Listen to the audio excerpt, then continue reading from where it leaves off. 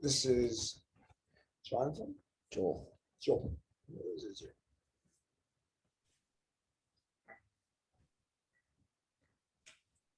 So Joel, I'm gonna scoot over just a little bit. I'm gonna introduce and then I'm gonna get out of the picture. Okay. And you guys will have fun chatting. I told George that you're a competitive tennis player and that you're competitive as heck. Are you a U.S. Navy graduate? Look up there.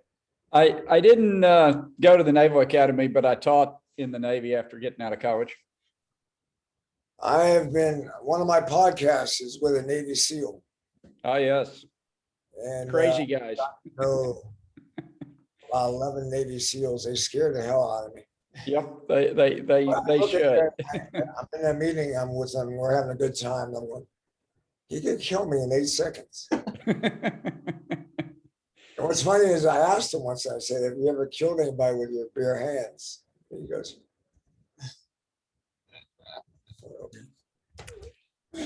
But basketball was actually my first love, but I'm 5'10.5", and so power forward in the NBA wasn't an option. So I played Division I college tennis. got white skin too. I don't believe in white guys.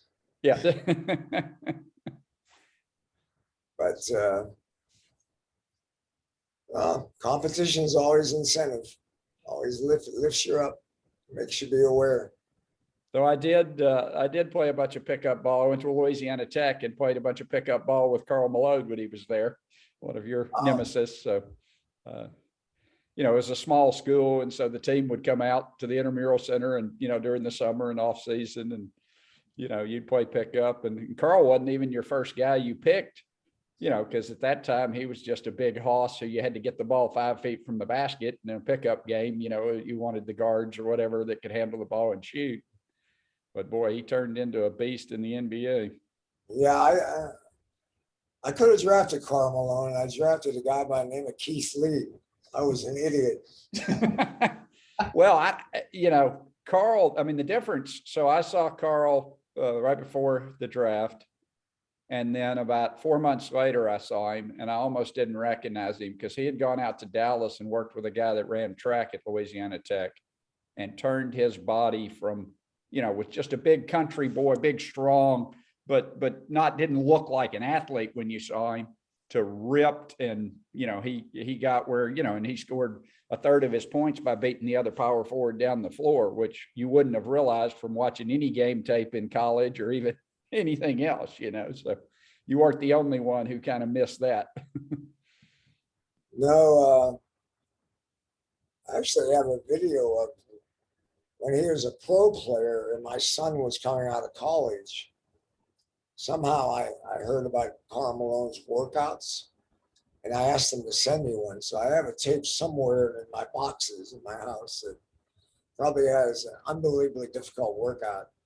Yeah. He did a lot of hills, running hills and up and down hills, kind of like Jerry Rice did. Right. And he also had 25-pound weights, usually in his arms. He was an awful stuff. Yeah. Yeah. He just worked hard at it. Yeah. I hear he hangs on in Alaska a lot.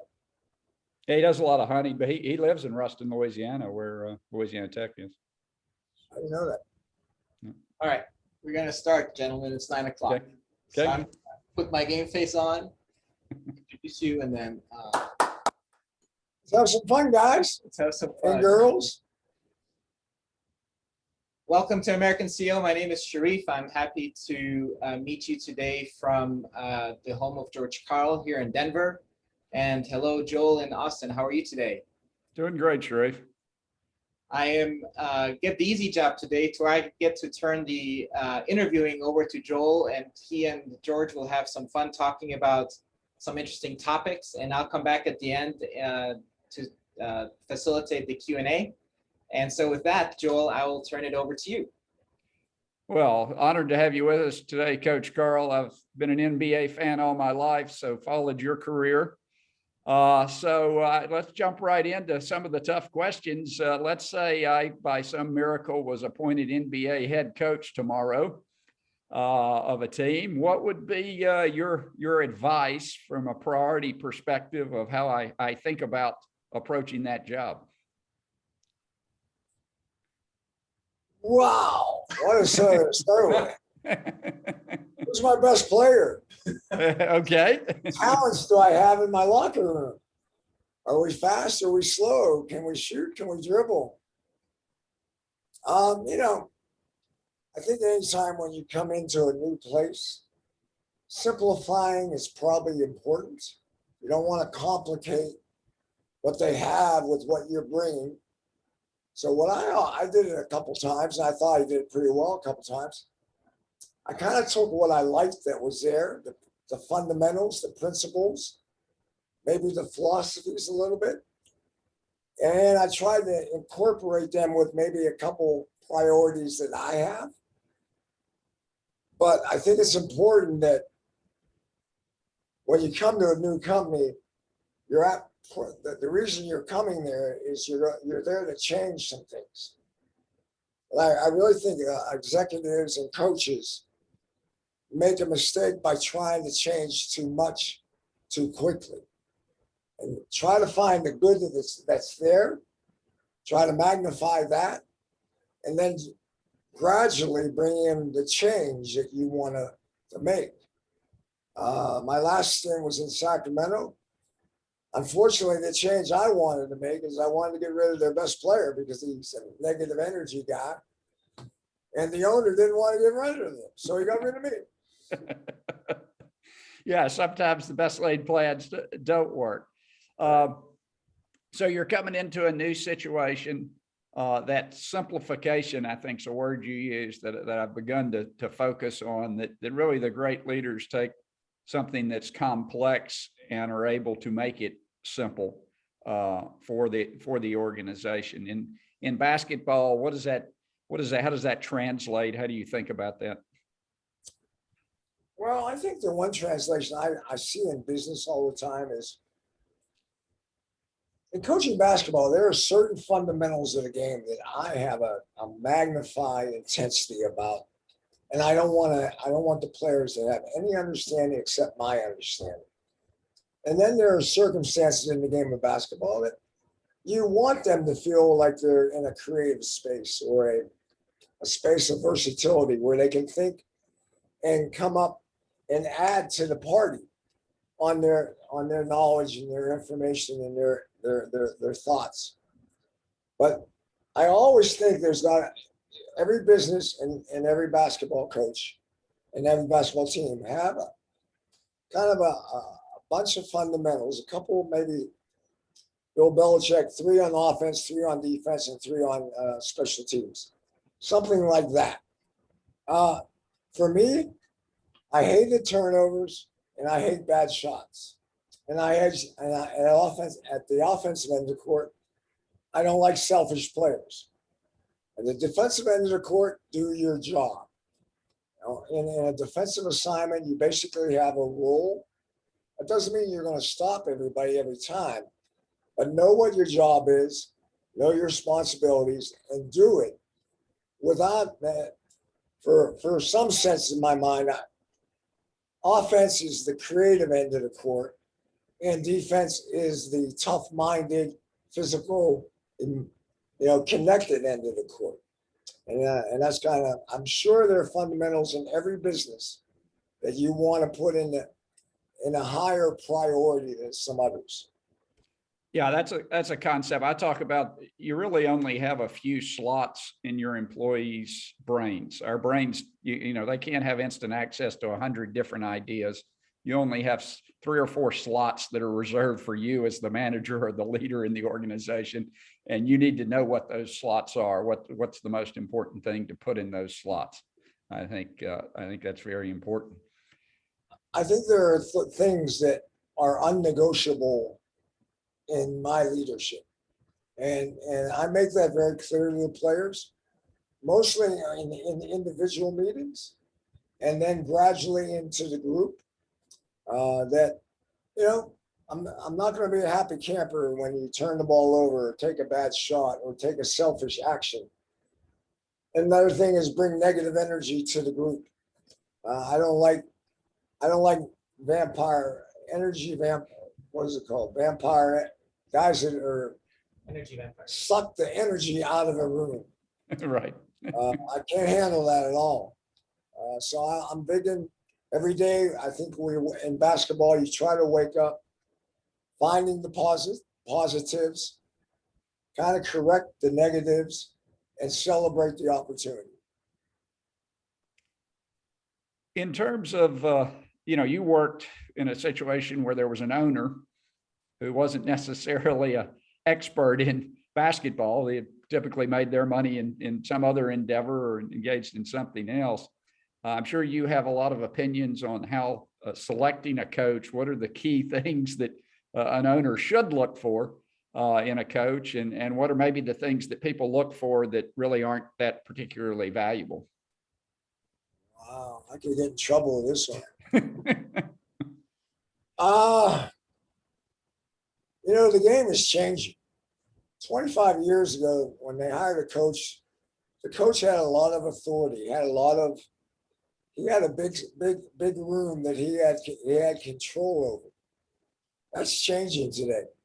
You got a lot of people that have an opinion on basketball. Not only the owner, but you have analytics. You have physical therapists. You have doctors. You have weight guys. You have nutrition guys.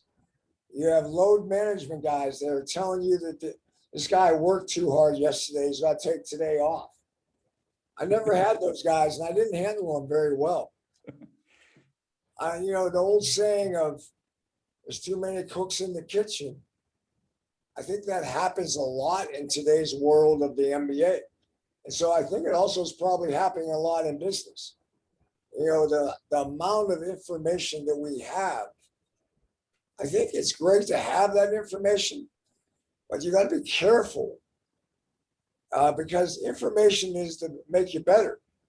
If information is shutting you down and closing people away from each other, I think you got to be careful of your boardroom or your meeting room having too many opinions and too much chaos and too much distraction. So a modern coach would be very different than somebody from 25 years ago. The same people probably wouldn't be successful today. Is that your opinion? No, that's not my opinion. I still think old school works. But I think old school guys like 70-year-old coaches like Greg Popovich, Mike D'Antoni is around 70. There's probably one or two other old guys hanging around out there. Rick Carlisle is about my age. So there's still guys doing it. But I think those guys have learned that they got to be open to the information and the changes that money has brought to the game of basketball. It went from $1 million business to $1 billion business. So we have more people that are more interested in what we're doing and how we're doing it. A big thing in the NBA today is basically the culture of your gym and of your weight room and of your organization of trying to make it a learning place, because so many teams in the league now are going young. The league is as young as it's ever been. I think, you have more and more teams that have players under 25 than over 25. And because of that, you got to be a teacher. NBA is now into the process of developing their own players. And the process that happened in Philly where they lost for like 5 years and now they're supposed to be really good. Some owners buy that one. I don't buy that one. I think old school can be transformed into new school. My son is a new school coach and I'm an old school coach. We argue a lot, but I think we help each other a lot.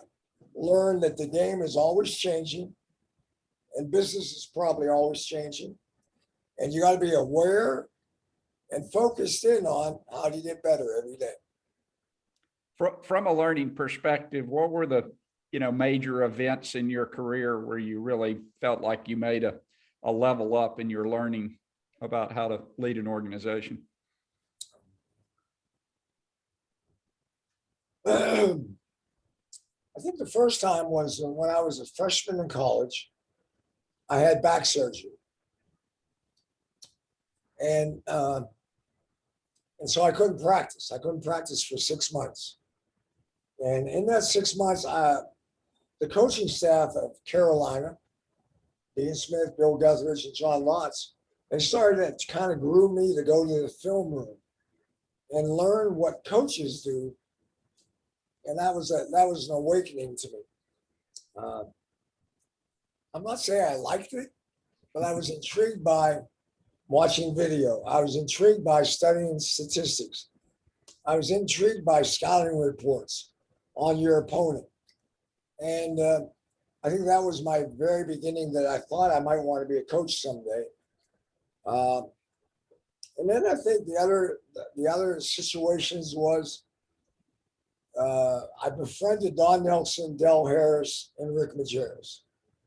And those three guys early in my career held my hand a lot. And they took me to a lot of coaching clinics, but not the ones you pay for, but the kind of the ones behind the scenes. And then Coach Smith had a clinic. And so I was surrounded with really, really smart, talented basketball people. And my ego got in the way a lot early in my career, but at times I had the ability to shut my mouth and listen, because I think listening is a tremendous trait. I wish I got it earlier in my life than I did regularly, but I think listening and learning is much, much more in my part of my personality now than it was when I was 35. I'm curious what you think. I once talked to Spike Dykes, who was the famous Texas Tech football coach, about, how much is the coach and how much is the players. The NBA certainly is known as a, talent-driven league. And, if you've got Michael Jordan on your team, you're going to be pretty good no matter how good the coach is. He equated, he said about 75% was the players, and maybe a coach could make that, 25% difference. How do you think about that? I'd probably give coaching a little more credit in the NBA because we play so many games. We play 100 games a year. To win a championship, you're going to play about 120 games a year. And because of that, you have impact on more occasions to have a bigger impact. I've always said that a coach shouldn't be paid as a star player, but I think he should be paid as a starting player. I think he's one of the top 5 or 6 guys in making the job happen. Not as important as your best player, probably not as important as your best 2 or 3 players. But after that, a good coach and his ability to connect and communicate and motivate and inspire and lift and keep a team together over 6 months of winning and losing and traveling and injuries, contracts, and BS in the newspaper. There's a lot of outside your circle of your basketball family. You have a lot of distraction, a lot of noise. And a good coach knows how to keep that noise quiet and not in his locker room. When you started your coaching career, the travel, we weren't flying. I don't think people were flying chartered jets everywhere. There were probably a lot of bus trips. I mean, describe your first coaching job. I think you were in your 30s. What did the time on the road look like there compared to what it looks like now in the NBA? Today we got unbelievable. The stuff they have in the NBA today is everybody. But the travel was a factor back in the old days. I mean, you had 4 games in 5 nights. You were flying commercial. A lot of times you had a flight that was canceled.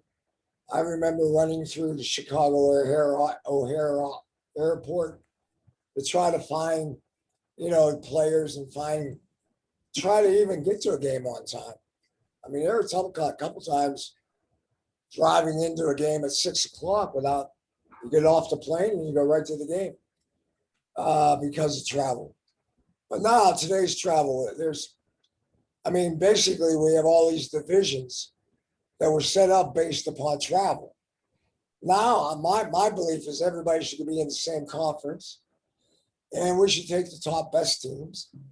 And rather than having divisions, I think we should just have more of an open schedule, because travel is luxurious now.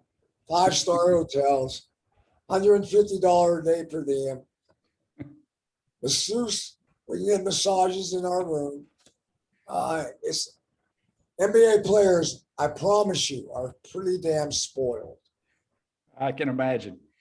You mentioned, changes to the game. Any other changes? I've thought the court's too small for the modern player. That, boy, I'd love it if they could widen out the court and maybe create some room underneath the basket. The 3-point shot certainly changed the game dramatically. I don't know if that's for the good or better. What would you, if you were king for a day, what would you change in the modern game? I'm really worried about the 3-point shot. I don't know the answer to my worry. Some people are saying we're gonna move the line back a little bit and take out the corner 3. That would help the defense, the defensive end of the court. As a coach, if I didn't cover the corner 3, I think I have a better chance of covering the 3 ball. But right now, everybody's kind of playing the same way, and it's going away from, maybe the old school skills of post-ups and power basketball. The big man is losing its influence, and the guy that can make shots, that's the one thing right now that everybody's trying to find more of. So I think in 5 or 10 years, the 3-point line is going to have to be addressed. I don't think you're going to see the court get bigger, because the arenas, I don't think, have the ability to adjust. Yeah. I think right now the players are just getting bigger, faster, stronger. I know all my old school buddies think that we were better than the guys today. I think they're a little wacko. Yes. I think today's player is so much better than I was. And I don't even, but players now, I'm just amazed at the intensity of making 3-point shots. 5 years ago, I thought there might have been 5 or 10 really good 3-point shooters. Now there's 50, maybe 70. And it's only going to get more and more, because, this year we had 2 rookies who were drafted out of college make 6 threes in their first game of playing basketball. That didn't happen before. Right. So guys coming out of college understand the 3 ball, and a lot of guys are really becoming masters of it. When you talk about guys coming out of college, obviously the draft is so important in professional sports, and the NBA, maybe the most relevant draft of any of the professional sports. There's always been this debate, best athlete, best player, best fit. After your career, how do you look at that, weighing those various characteristics of a player? The game of basketball is going athletic. It's going to length. We like long, athletic players more than maybe big, bulky, slow players. And I think the game is going to speed. You can play the game up and down the court faster, because it's easier to play before the defense gets set. So in that sense, I want the best athlete. I like him to be about 6'9", and I like him to be able to shoot. And I want him to be a good passer too. And I'll work on the defensive end of the court. I'll get him to play defense. But I think you're going to see more 6'8", 6'9" guys that can play any position on the court except maybe being a shot blocker underneath the basket. What has you excited now? What are you doing that you're obviously talking to some companies, talking to sports teams? What has you excited these days? I got some interesting things going on. I do a podcast. I have a kind of a podcast company of different people. My son's in it. We do something in Seattle called Simply Seattle, and now we're going to change it to Iconic Seattle, trying to get the Seattle Supersonics back to Seattle. And I think we're going to get that done. I've run into some people about doing some documentaries on basketball. A couple of the ideas I have is I played in the ABA. The ABA merged with the NBA in 1976. And I don't think the ABA gets any love from the NBA. And so I would like to do a focal point on that time in our career, in our life, because I think there's some racism in there. I think it was a turbulent time in our country in the early 70s with the Vietnam War and the protests that we had going on, Black Panthers and a lot of crazy stuff with white-black relations. And I'm kind of falling into things like that I might have to go out in the wilderness and try to become a movie director. Oh, But, I'm always involved with the gym. I mentor my coaches. I hang out in the gym as much as I can. I like talking to kids, trying to find their path, trying to find their passion a little bit. I'm retired, but I'm still fairly damn busy. I don't have a lot of lazy days. what are you trying to, what's the number one lesson you try to teach coaches? What do you find they're most maybe missing early in their careers? I think 90% of all leaders and all coaches overcoach and overlead. And I think it's a very important part of understanding the talents of the people you're coaching, and build your structure around their strengths and not your strengths, because they're the ones that got to perform for you. And so connection, communication, constantly trying to figure out how you can have a culture of getting better and smarter and learning, always on almost a daily or at least a weekly basis of, hey, we're good, but we gotta keep working. We gotta get better. And my big thing is connection and positivity, because in basketball, if you win 50 games, you're a champion. I mean, you're a great coach. But in that season, you also lose 32 games. Right. So learning to evolve in the process of positivity, but also correction. Because in the NBA, you can't keep making the same mistakes. You got to hide your mistakes, magnify your strengths. Well, I think that's a great point. This has been a very high content podcast. So I'll turn it back to Sharif here to close this out. Thank you, Joel, and thank you, George. And sorry, guys, for the little camera movement to get me back in here. I have one question before I let you go, and I think a lot of people who are registered for this webinar are going to watch the recording, so I don't see a lot of questions coming up. But I heard you earlier, George, talk about group flow, and I'm wondering how as a CEO or as a head coach you think about group flow. It's okay, we got some dogs in here, no worries. Got 4 dogs in here. Well, flow has become a very hot subject. One of my mentors, or right now a friend of mine that I have gotten to be very close with, is Stephen Kotler, who's in the mental flow. Most of flow, and we just recently, the guy that discovered flow just died. The guy with the 32 letter name, I can't pronounce it.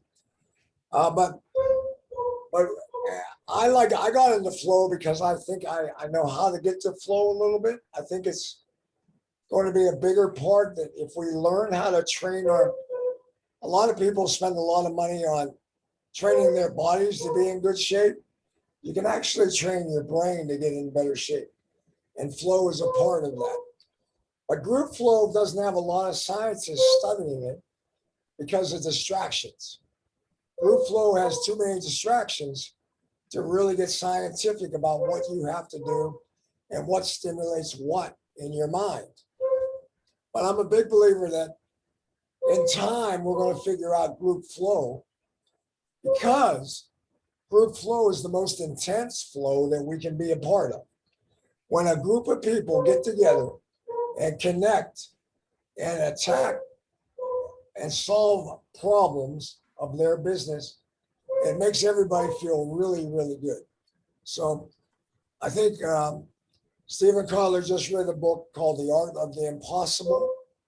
I recommend it to anybody that really wants to go about trying to figure out about individual flow. And I'm still looking for the guy that's going to tell me about group flow, because as a basketball coach, that's what you want. You want your team to feel connected, to feel powerful because they're together. That's good stuff. It's an awesome answer. And one of the things we're trying to do at American CEO, I just have to say, is in our group meetings with CEOs, not only to teach them how to deliver predictable performance, but also to get that feeling of group flow with the peers together. So on that note, thank you, George, for your time. Thank you, Joel, for your time. And I will circle back with everyone in a couple of weeks. And those that are registered will get the recording. I apologize for Cody out there. Cody's barking. Good to talk to you, Coach Karl. Thanks, guys. I enjoyed it. Austin, Texas. Austin, Texas. My Navy SEAL lives in Austin, Texas. Anytime you're down, let me know. Great city. Great city. Okay. All right. Thank you. Bye-bye.